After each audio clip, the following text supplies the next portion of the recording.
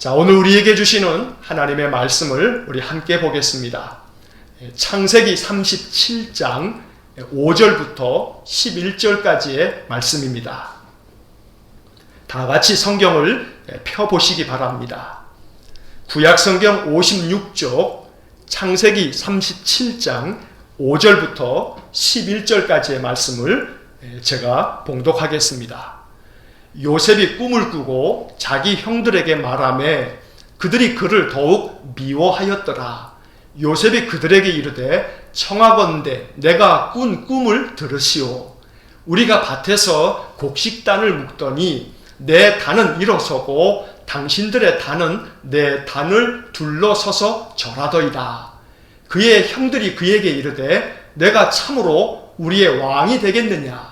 참으로 우리를 다스리게 되겠느냐 하고 그의 꿈과 그의 말로 말미암아 그를 더욱 미워하더니 요셉이 다시 꿈을 꾸고 그의 형들에게 말하여 이르되 내가 또 꿈을 꾼즉 해와 달과 11별이 내게 절하더이다 하니라.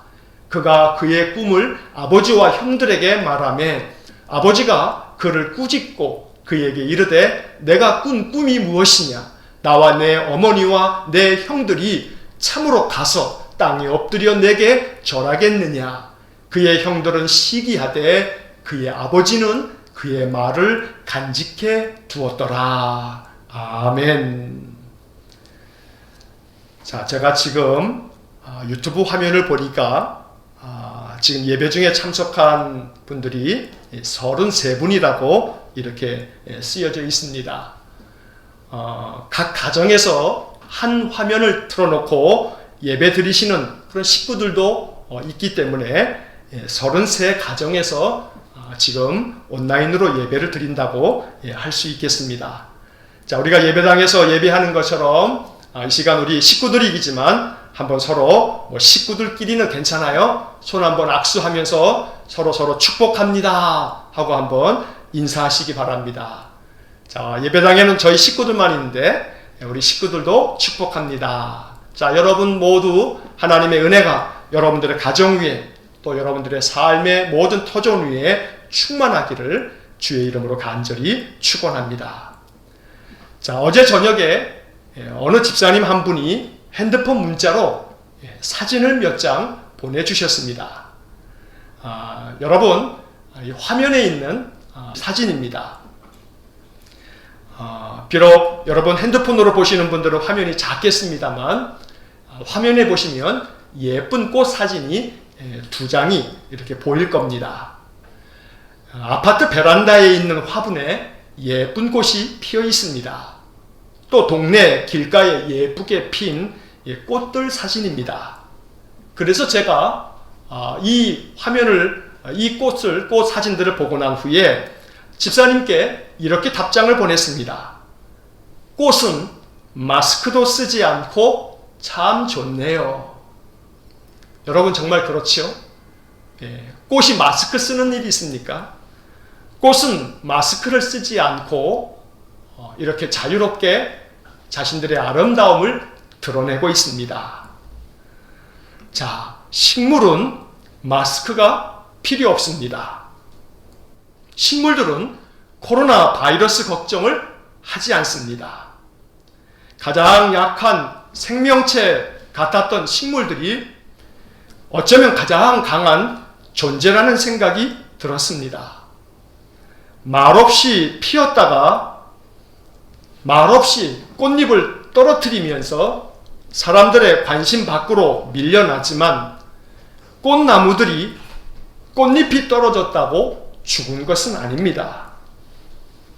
다시 봄이 되면 또 꽃이 피고 또다시 봄이 되면 또 꽃이 피어날 것입니다.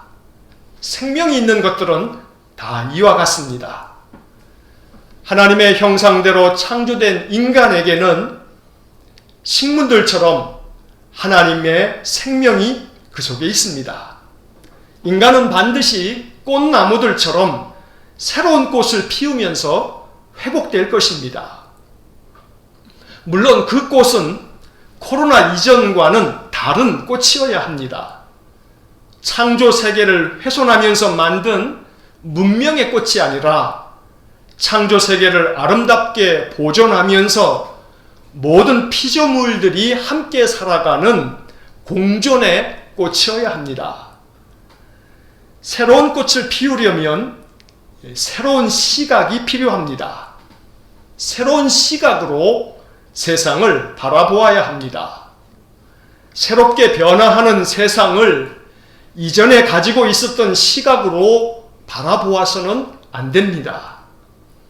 나의 인생의 삶도 이제 새로운 시각으로 바라보아야 합니다. 세상이 바뀌었습니다. 지금까지 경험해보지 못한 새로운 모습으로 점점 더 바뀌어 갈 것입니다. 여러분, 마태복음 9장 17절의 말씀을 기억하실 겁니다. 예수님께서 이렇게 말씀하신 적이 있습니다. 새 포도주를 낡은 가죽 부대에 넣지 아니하나니 그렇게 하면 포도가 터져 포도주도 쏟아지고 부대도 버리게 됩니다. 새 포도주는 새 부대에 넣어야 둘이 다 보존되느니라. 자, 여기서 새 포도주는 주님께서 이 땅에 오셔서 가르쳐 주신 생명의 복음입니다. 또 이것은 곧 예수님 자신을 가리켜 말씀하신 것이기도 합니다. 그리고 새 부대는 이스라엘 백성들이 새로운 마음으로 그 복음을 또 예수님을 받아들여야 한다라고 하는 뜻이 있습니다. 다시 말해 새 부대는 이스라엘 백성들의 새로운 마음인 것입니다. 이제 새로운 마음으로 율법이 아닌 복음을 받아들이라는 뜻이 이 말씀 속에 담겨 있습니다. 주님은 오늘 우리에게 이 말씀을 다시금 들려주십니다. 새 포도주는 새 부대에 넣어야 둘이 다 보존되느니라. 이 말씀은 오늘 우리에게 새롭게 해석되어야 합니다. 오늘 우리에게 새 포도주는 무엇이며 또 새 부대는 무엇인지 새로운 시각으로 새롭게 해석해야 합니다. 여러분에게 새 포도주는 무엇입니까? 코로나 시대를 사는 우리 모든 인간들에게 새 포도주는 어쩌면 우리가 소중한지도 모른 채 불평하면서 살았던 지난날의 수많은 일상들일 것입니다. 그것들은 모두 하나님의 선물이었습니다. 아무렇지도 않게 생각했고 그저 하찮게 여겼으며 늘 무미건조하게 반복되었기 때문에 우리가 일상에 대해서 그렇게 의미 부여를 하지 아니하고 살아왔습니다. 하지만 작은 일상 하나하나가 하나님의 소중한 선물이라는 것입니다. 이게 새 포도주입니다. 거리낌 없이 사람들을 만났습니다. 아무런 제약 없이 가고 싶은 곳은 언제든지 갈 수 있었습니다. 마스크가 필요 없었습니다. 마음껏 숨을 쉴 수 있었습니다. 그런데 이제 더 이상 그렇게 살 수가 없게 되었습니다. 하나님께서 선물로 주신 모든 일상이 깨어져 버린 것입니다. 비대면 사회가 되었습니다. 사람 만나는 것이 꺼려집니다. 만나서 서로 인사로 악수도 할 수 없습니다. 가고 싶은 곳도 편안히 갈 수 없습니다. 아무렇지도 않게 생각하며 당연하게 여겼던 수많은 일상들이 얼마나 소중한 것들이었는지를 절감하면서 우리가 지금 살아가고 있습니다. 그래서 새 포도주는 이렇게 해석될 수 있습니다. 새 포도주는 하나님께서 우리에게 선물로 주신 일상이다. 하루하루 똑같이 보이는 지루했던 일상, 힘겨웠던 일상. 그런데 이 일상의 삶이 소중한 은혜요, 하나님의 선물이었던 것입니다. 하루하루의 일상을 전부 모으면 이것이 곧 인생이 됩니다. 그러니 우리의 인생이 곧 새로운 포도주입니다. 하나님께서 내게 주신 나의 인생, 바로 이 인생을 새 포도주로 여기고 이 새 포도주, 우리의 인생을 새 부대에 담아야 하는 것입니다. 즉, 이 말씀은 새로운 마음으로 나의 인생을 다시 바라보라는 것입니다. 내게 주어진 하루하루를 항상 새로운 마음으로 바라보십시오. 무엇이든 당연히 여기지 마시고 이것이 나에게 얼마나 소중한 것인가 이렇게 생각하면서 감사한 마음으로 바라보십시오. 미웠던 사람조차도 새로운 시각으로 바라보십시오. 원수 같은 인간도 새로운 마음으로 새로운 시각을 가지고 바라보십시오. 정말로 피하고 싶고 떠나고 싶은 모든 일상의 작은 것 하나하나를 소중히 여기면서 마음 가운데 새롭게 그 모든 일상을 담아보십시오. 이것이 바로 인생이라고 하는, 일상이라고 하는 새 포도주를 새로운 마음, 새 부대에 담는 것이 되는 겁니다. 또 새 포도주를 이렇게 해석할 수 있습니다. 새 포도주는 우리에게 영생을 가져다주는 성경의 말씀입니다. 성경이 곧 새 포도주입니다. 그리고 새 부대는 이 성경 말씀을 새로운 시각으로 새롭게 해석해서 그 속에서 하나님의 뜻, 하나님의 마음을 발견하는 것입니다. 9월달부터 이제 다시금 새로 시작하는 이 우리 매일 성경에서 창세기를 묵상하고 있습니다. 여러분 매일 이 매일 성경 묵상집을 가지고 하루하루 묵상의 삶을 잘 살아가시기를 또한 바랍니다. 자, 우리가 창세기 37장부터 이제 큐티를 계속해 가고 있는데 지난 한 주간 동안에 묵상했던 말씀들 중에서 오늘 창세기 37장의 말씀을 읽었습니다. 이 말씀이 새 포도주가 될 수 있기를 축복합니다. 이 새 포도주 같은 말씀을 여러분 마음속에 새로운 뜻으로 받아들여서 새 가죽 부대, 새 마음으로 이 말씀을 품게 되기를 간절히 축원합니다. 오늘 읽은 말씀이 새 포도주입니다.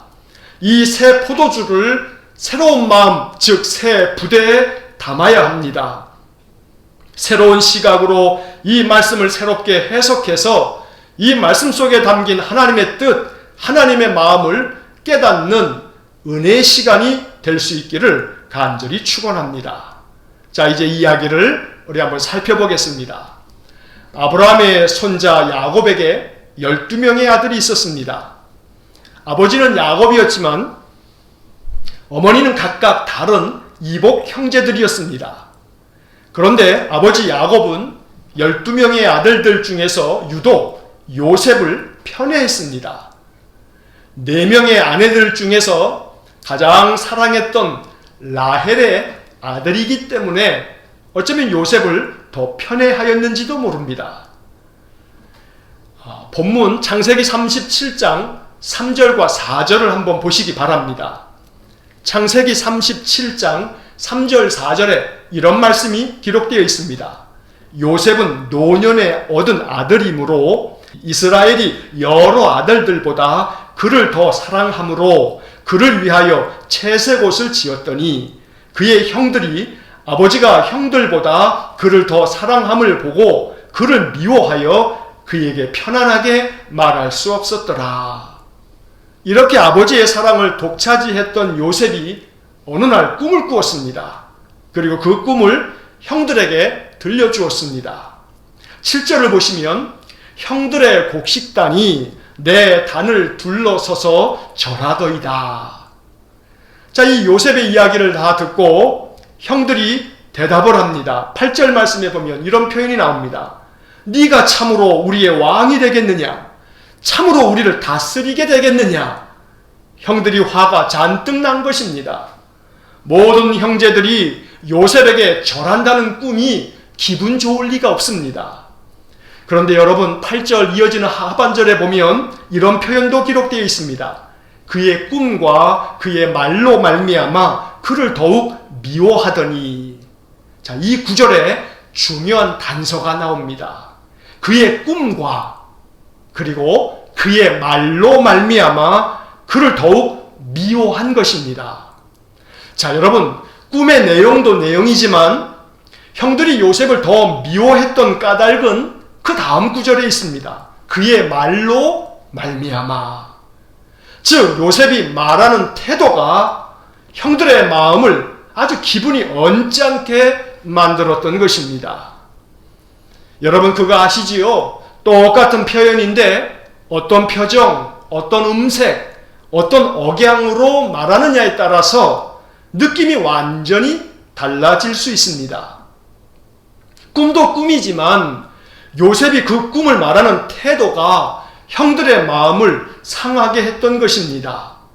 내용도 내용이지만 태도 때문에 갈등이 생겨납니다. 인간관계의 상당한 부분들은 상대방의 말하는 태도 때문에 마음이 상해서 틈이 갈라지고 그 틈이 점점 벌어지면서 갈등이 생깁니다. 그리고 그 갈등을 해결하지 못하면 갈등이 점점 더 증폭됩니다. 갈등이 미움이 되고 미움이 증오가 됩니다. 그리고 그 증오가 점점 더 커지면 크고 작은 분쟁이 되고 싸움이 되는 것입니다. 모든 갈등의 원인은 즉 태도 때문인 것입니다. 그러므로 태도를 고쳐야 갈등이 회복됩니다. 인간관계도 그러하고 코로나 감염병도 마찬가지입니다. 인간이 자연에 대한 그리고 피조 세계에 대한 태도를 고치지 않으면 제2, 제3의 코로나는 언제든지 다시 발생할 것입니다. 그러므로 갈등을 푸는 첫 번째 실마리는 태도를 점검해 보는 것입니다. 다른 사람이야 내가 통제할 수 없으니 먼저 나의 태도를 점검하고 그 태도를 바꾸는 것, 이것이 바로 갈등을 푸는 실마리가 되는 것입니다. 첫째로 사람을 대하는 나의 태도를 점검해야 합니다. 사람을 대할 때 나의 태도는 어떠한지 생각해 보십시오. 사람에게 말할 때 나의 억양은 어떠한지, 음색은 어떠한지, 말투는 어떠한지 생각해 보아야 합니다. 사람의 말에는 온도가 있습니다. 따뜻한 말이 있고 차가운 말이 있습니다. 똑같은 말인데 말의 온도를 우리는 느낄 수 있습니다. 똑같은 말을 들으면서 우리의 마음이 따뜻해지고 부드러워지기도 하고 똑같은 말인데 마음이 언짢고 기분이 상할 때가 있습니다. 전자는 그 말의 온도가 따뜻한 것이고 후자는 말의 온도가 매우 차가운 것입니다. 하나님의 은혜가 내 마음에 가득하면 내 말의 온도는 따뜻해집니다. 하지만 은혜가 식고 세상의 욕망만 가득하면 말의 온도는 차가워집니다. 사람을 대하는 나의 태도, 나의 말이 따뜻해지기를 기도하십시오. 이것이 새 포도주를 새 부대에 담는 것입니다. 사람을 대하는 나의 태도, 말뿐만이 아닙니다. 행동 하나하나에서부터 시작해서 사람을 대할 때 우리의 태도를 여러 가지 측면에서 점검해 보아야 할 것이 많습니다. 그러므로 내가 만나는 사람들, 내가 늘 가까이 하는 나의 가족들, 또 내가 한 주간 동안에 늘 가까이에서 함께 일하는 내 직장의 동료들, 내가 만나는 많은 사람들에 대해서 나는 어떤 태도로 그들을 대하고 있는가? 바로 나의 태도를 점검하는 것, 이것이 바로 갈등을 푸는 실마리가 되는 것이고 이것이 바로 나의 삶에 하나님의 축복이 임하는 귀한 첫걸음이 된다는 것입니다. 자, 두 번째로 갈등을 푸는 그 실마리에 있어서 태도를 점검할 때 우리는 일에 대한 나의 태도를 점검할 수 있어야 합니다. 생업을 위해서 수고하는 직장에서 나는 어떤 태도로 일하고 있는가? 그저 직장이 단순히 돈벌이의 수단인가?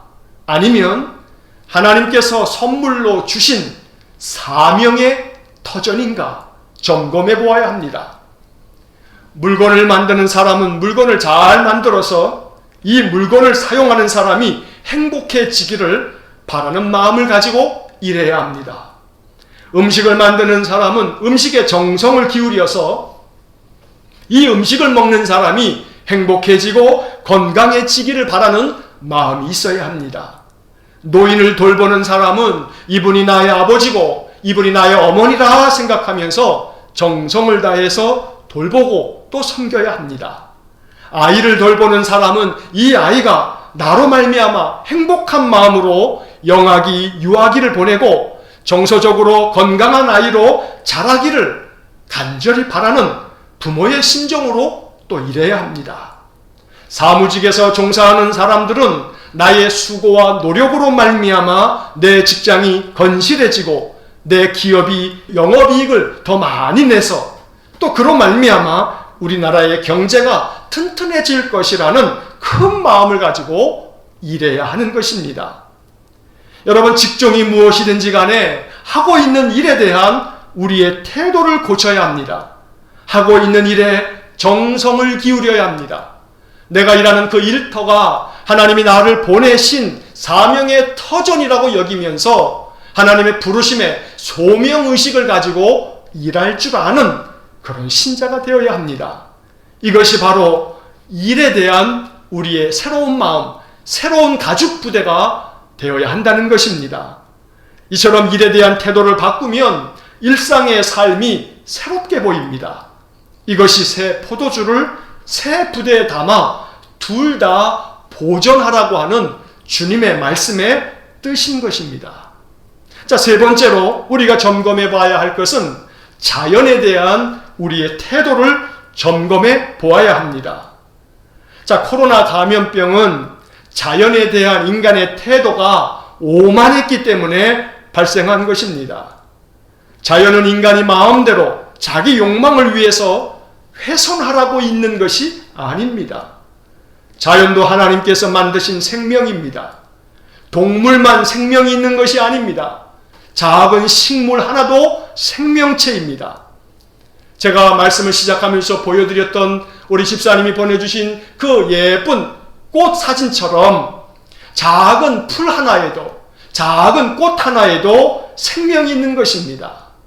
인간 이외의 모든 생명체들에 대한 우리 인간들의 태도가 바뀌어야 합니다. 모든 생명체가 다 소중합니다. 생명이 있는 것들을 소중히 여기고 존중할 줄 아는 그런 마음이 있어야 합니다. 버려지는 애완동물들, 또 인간의 욕망에 의해서 학대당하고 있는 가축들, 문명이라고 하는 이름으로 자행되고 있는 자연 파괴들, 자연에 대한 인간의 태도를 고치지 않으면 자연은 더 많은 재앙으로 인간을 공격할 것입니다. 그러므로 우리가 할 수 있는 일들을 하나씩 하나씩 점검해 볼 수 있어야 합니다. 그리고 내가 할 수 있는 작은 실천 하나를 찾아야 합니다. 작지만 아무것도 아니지만 이것을 내가 한들 무슨 변화가 있겠어? 내가 이 작은 것을 실천한다 한들 자연이 회복될 것이며 또 무엇이 달라지겠어? 이렇게 유약한 생각을 해서는 안 됩니다. 작은 것이 모여서 큰 것이 되는 것입니다. 다시 본문의 이야기로 돌아와서 정리해 보겠습니다. 요셉과 형들의 갈등은 꿈 때문만은 아닙니다. 또 아버지의 편에도 한몫했지만 그것이 결정적인 이유는 아닙니다. 요셉과 형들의 갈등은 그 가장 결정적인 요인은 요셉의 태도 때문이었습니다. 태도가 갈등을 부추깁니다. 그러므로 태도를 바꾸는 것이 갈등을 푸는 실마리입니다. 인간관계는 타인에 대한 나의 태도를 바꾸어야 합니다. 코로나는 자연에 대한 인간의 태도를 바꾸는 것이 갈등을 푸는 실마리인 것입니다. 하나님께서는 요셉의 태도를 바꾸시려고 그를 형들의 손에 내버려 두었습니다. 어린 요셉의 마음 가운데 성숙하지 않은 그 요셉의 태도를 하나님 바꾸시려고 장차 요셉을 통해서 이루실 놀라운 구원 역사를 두 번의 꿈을 통해서 보여주셨지만 하나님이 보실 때 요셉의 태도는 바뀌어야 했기 때문에 하나님은 요셉을 그들의 형들에게 내놓으신 겁니다. 내버려 두신 것입니다. 요셉의 태도를 바꾸시려고 하나님이 작정하신 것입니다. 어떻게 됐습니까? 형들은 처음에 그를 빈 우물 구덩이에 던져 놓았습니다.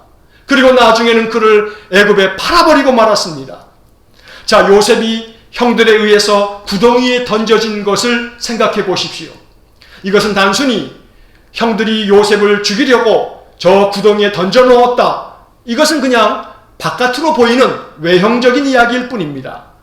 이 속에는 상징적인 의미가 담겨져 있습니다. 하나님께서 의도를 가지고 요셉을 낮은 곳에 던져 놓으셨던 것입니다. 하나님께서 저 빈 우물, 그 물이 다 말라버린 빈 구덩이 속에 요셉을 던져버린 것은 형들의 손에 의해 던져졌지만 이것은 하나님이 던져놓은 겁니다. 낮은 곳으로 처박아 놓은 것입니다. 왜냐하면 그를 낮추시려고, 그의 태도를 바꾸시려고, 더 낮아지라고, 더 낮은 곳으로 내려가야 한다고 하나님이 그를 내몰고 계시는 것입니다. 마찬가지로 애굽에 팔려간 요셉은 바로의 친위대장인 보디발의 집에서 일했습니다. 요셉의 그 태도는 이제 조금씩 달라졌습니다. 요셉은 일하는 태도가 남달랐습니다. 그래서 주인이었던 보디발의 신임을 얻었습니다. 가정 총무까지 되었습니다. 하지만 보디발의 아내가 악한 욕망으로 요셉을 유혹했습니다. 하지만 요셉은 그 유혹에 동조하지 않았고 그 일로 말미암아 누명을 쓰고 옥에 갇혀야만 했습니다. 하나님을 신실하게 섬겼고 사람에 대해서도 요셉의 태도는 점점 변화되어 정직했고 또 신실했습니다. 하지만 하나님께서는 요셉을 더욱 단련시키려고 그의 누명을 단박에 벗겨주지 않으시고 옥에 갇힌 채로 그대로 두었던 것입니다. 이 모든 것들 속에는 하나님의 역사하심이 있습니다. 왜냐하면 이 모든 과정을 통해서 하나님께서는 요셉의 태도를 뿌리부터 바꾸어 놓으신 것입니다. 이렇게 온갖 인생의 고난을 겪으면서 요셉의 태도는 완전히 달라졌습니다. 우리가 알고 있듯이 그는 훗날 애굽의 총리가 됩니다. 그리고 우여곡절 끝에 형제들을 만났습니다. 형제들을 만난 자리에서 요셉은 이렇게 이야기합니다. 창세기 45장 5절에 이 말씀이 이렇게 기록되어 있습니다. 당신들이 나를 이곳에 팔았다고 해서 근심하지 마소서, 한탄하지 마소서. 하나님이 생명을 구원하시려고 나를 당신들보다 먼저 보내셨나이다. 또 이어지는 창세기 45장 7절과 8절에는 이런 말씀도 나옵니다. 하나님이 큰 구원으로 당신들의 생명을 보존하고 당신들의 후손을 세상에 두시려고 나를 당신들보다 먼저 보내셨나니 그런즉 나를 이리로 보낸 이는 당신들이 아니요 하나님이시라. 이 얼마나 위대한 고백입니까? 당신들이 나를 팔았다고 근심하지 마십시오. 한탄하지 마십시오. 하나님께서 생명을 구원하시려고 나를 당신들보다 먼저 보내신 겁니다. 하나님이 큰 구원으로 당신들의 생명을 보존하시려고 또 당신들의 후손을 세상에 두시려고 나를 먼저 보낸 겁니다. 요셉은 드디어 하나님이 나를 보낸 것이라고 우물에 빈 우물 구덩이에 던졌던 것도 형들이 애굽으로 나를 판 것도 이것은 형들이 한 것이 아니고 하나님이 하신 것이며 그런즉 나를 이리로 보낸 이는 당신들이 아니요 하나님이십니다. 구덩이에 던졌던 것도 당신들이 아니고 하나님이셨으며 애굽으로 팔아넘긴 것도 당신들이 아니고 하나님이셨던 것입니다. 요셉은 이렇게 말하고 있습니다. 얼마나 이 요셉의 말에 온도가 따뜻합니까? 여러분 창세기 45장 5절, 7절, 8절에 이 요셉의 말이 얼마나 따뜻합니까? 태양빛만큼이나 따뜻하지 않습니까? 긴 겨울을 지나고 봄이 되면서 따뜻한 햇볕이 돋아날 때 그 햇볕을 우리가 쬐고 있을 때 따뜻한 기운이 추웠던 그 몸을 녹이듯이 참으로 긴 냉엄한 겨울을 보내야 했던 형제들의 마음에 이 창세기 45장 5절 또 7절 8절이 얼마나 햇빛 같은 따스함으로 형제들의 마음을 덮었게 했습니까? 요셉의 태도가 바뀌자 모든 관계가 풀렸습니다. 하나님의 역사하심을 찬양하게 되었습니다. 여기에 모든 해답이 있습니다. 하나님께서 요셉에게 은혜를 부어주셔서 그 심령 안에 은혜가 가득하자 요셉의 태도가 뿌리부터 바뀌었고 요셉의 태도가 바뀌면서 그의 말의 온도가 따뜻해졌습니다. 우리 사회의 수많은 갈등도 태도가 바뀌어야만 회복됩니다. 모든 인간관계도 그러하지만 모든 조직도 모든 사회도 한 국가도 각각의 사람들의 태도가 바뀌어야 모든 갈등이 풀리는 것입니다. 여러분 뉴스를 통해서 보신 것처럼 최근에 의사협회에서 많은 의사와 또 의학을 공부하고 있는 많은 학생들이 또 전공의들이 환자 진료를 거부하면서 여러 가지 많은 갈등을 만들어냈습니다. 정부와의 갈등이 고조되어지면서 환자들만 불안해지고 고통의 시간들을 안절부절 못하면서 보내야 했습니다. 누구의 잘잘못인지는 우리가 정확하게 팩트를 알지 못하니 알 수가 없습니다. 하지만 양쪽에서 태도를 조금씩 바꾸면서 실마리를 찾았던 것입니다. 어느 한쪽이든지 자기 태도를 바꾸지 않았다면 이 문제는 풀 수 없습니다. 나는 태도를 어떻게 바꿀 것인가? 나의 태도를 바꿈으로 말미암아 상대방과 나의 관계가 하나씩 풀려가는 것입니다. 그러나 여기서 우리의 마음에 고민이 있습니다. 딜레마도 있습니다. 나는 태도를 바꾸었는데 상대방이 태도를 바꾸지 않으면 어떻게 해야 하는가? 이것이 문제이기도 합니다.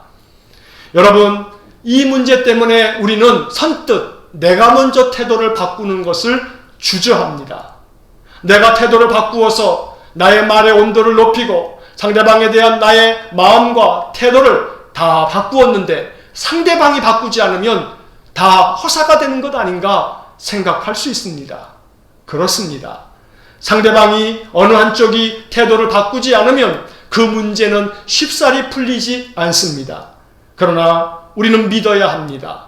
우리 믿음의 사람들은 그럴지라도 하나님이 역사해 주시기를 기도하면서 나 먼저 태도를 바꿀 줄 아는 용기가 필요합니다. 형제들은 달라지지 않았습니다. 하지만 요셉이 달라지고 요셉의 태도가 바뀌자 형제들도 조금씩 변화되었던 것입니다. 아니 어쩌면 안 바뀔 수도 있습니다. 나는 태도를 바꾸었는데 상대방은 전혀 태도를 바꾸지 않을 수도 있습니다. 하지만 여러분들 기억하셔야 합니다. 하나님은 심판자이십니다. 하나님은 엄중하게 모든 것을 바라보시고 판단하실 것입니다. 우리는 나 자신만 살필 줄 알고 점검할 줄 알면 됩니다.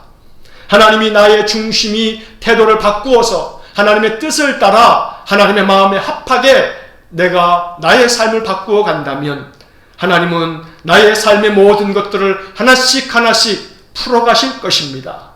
갈등을 푸는 것은 내가 아닙니다. 갈등을 푸는 것은 하나님이십니다. 하나님이 역사해 주셔야만 모든 갈등이 해결됩니다. 인간관계도 마찬가지이지만 코로나 감염병도 마찬가지입니다. 인간이 백신을 만들어내고 또 치료제를 만들어낸다고 해서 이 코로나 감염병이 끝나는 것이 아닙니다. 어쩌면 또 다른 코로나보다 더 강력한, 더 치명률이 높은 것들이 나타날지 모릅니다. 그러니 근본적인 문제의 실마리는 인간이 태도를 바꾸는 데서 찾아야 하는 것입니다. 요셉의 태도가 바뀌자 모든 문제는 하나씩 하나씩 눈 녹듯이 풀렸던 것입니다. 오늘 여기에 해답이 있는 것입니다. 이 창세기 37장이 우리의 마음 가운데 새롭게 해석되고 이 말씀으로 말미암아 나의 일상의 모든 삶을, 나의 인생 자체를 새로운 시각으로 바라볼 수 있기를 간절히 축원합니다. 내가 바라보고 있는 나의 인생, 내가 살아가고 있는 하루하루의 작은 일상, 새로운 마음으로 바라보시기를 축복합니다. 그래서 그 속에서 나의 태도를 하나씩 하나씩 바꾸어갈 수 있기를 축복합니다. 그러면 모든 갈등 혹은 모든 어려움, 모든 문제들이 하나씩 하나씩 풀려갈 것입니다. 여기에 실마리가 있고 여기에 해법이 있는 것입니다. 하나님께서 요셉을 통해서 가르쳐 주신 이 귀한 진리의 말씀이 우리에게 깨달음이 될 수 있기를 간절히 축원합니다. 이제 말씀을 정리하려고 합니다. 요셉은 형들에게 많은 미움을 받았습니다. 빈 우물 구덩이에 던져지기도 했습니다. 애굽으로 팔려가기도 했습니다. 종으로 살아야 했습니다. 누명을 쓰고 옥에까지 갇혔습니다. 이 모든 것들 속에 하나님은 역사하셨습니다. 하나님은 오직 한 가지 요셉의 태도를 하나씩 하나씩 바꾸어 가셨던 것입니다. 그래서 뿌리부터 바뀐 요셉의 태도, 형들을 대하는, 사람을 대하는 요셉의 태도가 근본적으로 바뀌었기 때문에 거기에 하나님의 구원의 역사가 있었던 것이고 모든 갈등이 풀리는 해답이 그 속에 있었던 것입니다. 다만 인간관계뿐만이 아니고 모든 문제의 해법이 여기에 있습니다. 인생의 괴로움이 많습니다. 그러나 그 괴로운 인생을 바라보는 나의 생각을 바꾸시면 그 괴로운 인생은 내 마음 가운데 감사의 조건으로 바뀔 것입니다. 그러니 무엇을 대하든지 나의 태도가 바뀌면 나의 모든 것들이 하나씩 하나씩 변화되어 보이는 것입니다. 이것이 바로 실마리인 것입니다. 그러므로 일산음과교회에 속한 모든 성도들께서 오늘 이 창세기 37장을 통해서 요셉을 통하여 가르쳐 주신 이 귀한 진리의 말씀이 우리에게 귀한 깨달음이 되어서 모든 갈등을 푸는 실마리, 나의 태도를 바꾸어야 한다. 나를 더 낮추고 낮추어서 하나님이 요셉을 빈 우물 구덩이 저 아래로 던져 놓으셨던 것처럼 나 자신을 더 낮은 곳으로 내려놓고 던져 놓을 때에 이렇게 나의 태도가 변화되어지고 그 변화된 태도로 말미암아 나의 말의 온도, 행동의 온도가 높아진다면 내 주변은 더 따뜻한 사람들의 마음이 될 것이며 내가 속하여 있던 가정도 또 일터도 또 우리 사회도 더 따뜻한 세상이 될 것입니다. 바라기는 갈등을 푸는 실마리가 우리 신자들을 통해서부터 시작되기를 소망합니다. 모든 갈등을 푸는 실마리 교회에서부터 시작되어야 합니다. 그러나 안타깝게도 오늘 우리들의 상황은 정반대입니다. 교회가 갈등을 푸는 실마리이어야 하는데 갈등을 조장하는 실마리가 되고 있으니 더 말할 나위 없이 안타깝기 그지없습니다. 회개해야 합니다. 이 땅의 교회의 지도자들이, 목사가 회개해야 합니다. 갈등을 만들어내는 그러한 단초가 아니고 갈등을 풀어가는 실마리가 되어야 합니다. 이 문제를 놓고서도 우리 모두는 기도해야 합니다. 나는 안 그러니까 상관없어. 우리 교회는 안 그러니까 관계없어. 이렇게 남의 일처럼 강 건너 불 보듯이 바라보아서는 안 됩니다.